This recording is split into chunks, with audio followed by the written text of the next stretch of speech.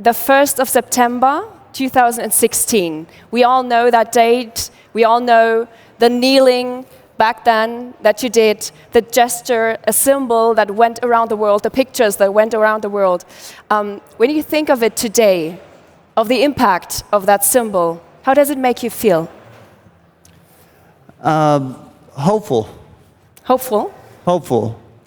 I think when I look at what's transpired since then is we have had so many athletes and so many people globally that have taken action, that have really found their voice, found their power, and found what is important to them in their communities.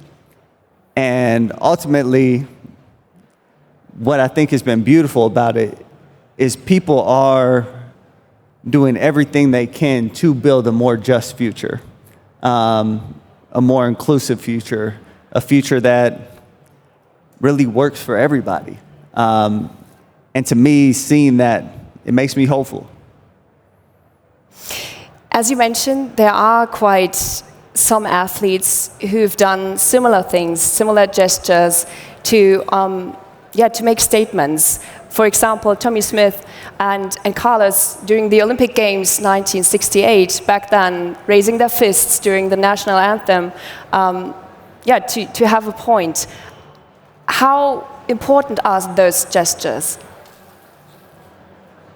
I think the gestures, whether you look at the Black Power fist, Tommy and John, or if you also look at gestures like Rosa Parks sitting on the bus or Muhammad Ali not going to the draft, I think those become, while Ali isn't necessarily a gesture that we know or replicate, that has a definitive symbol to it, really what these moments are, they become key moments that are a reflection of people and reflection of society and the times that we're living in.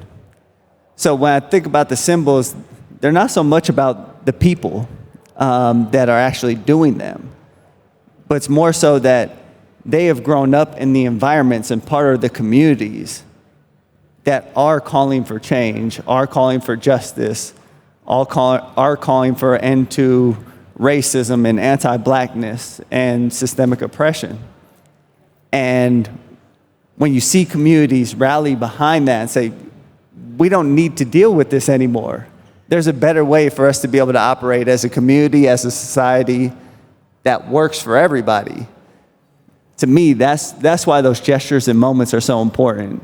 It really is a defining moment within society. You mentioned Muhammad Ali as well, as somebody who also risked his career for social commitment.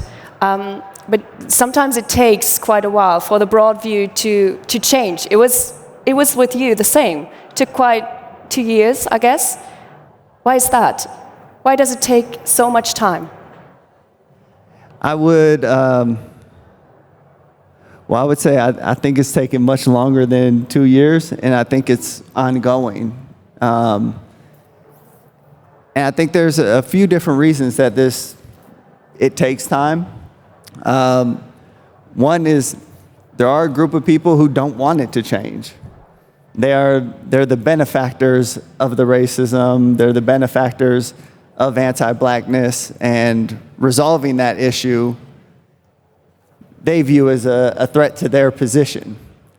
Another factor is it takes time for people to change their mentality and perspectives. It has taken me time over my life to get to different moments and different points where I have better understanding, better ways to move forward, better perspective as far as how we operate together collectively as a society. So I think those things take time. The other part is it takes time to organize. I know a lot of businesses in here, and a lot of business people. If you think about organizing in the same way that you do building a business, it takes years to build a successful business, the same way it takes years to build successful movements. So in '68 with Tommy and John, or Ali or Rosa Parks or any of these moments, there was a massive buildup to that point in time, and there's so much work that happens after those moments.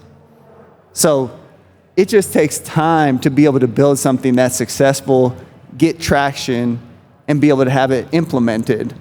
And that's assuming everybody's moving in the same direction, which isn't always the case.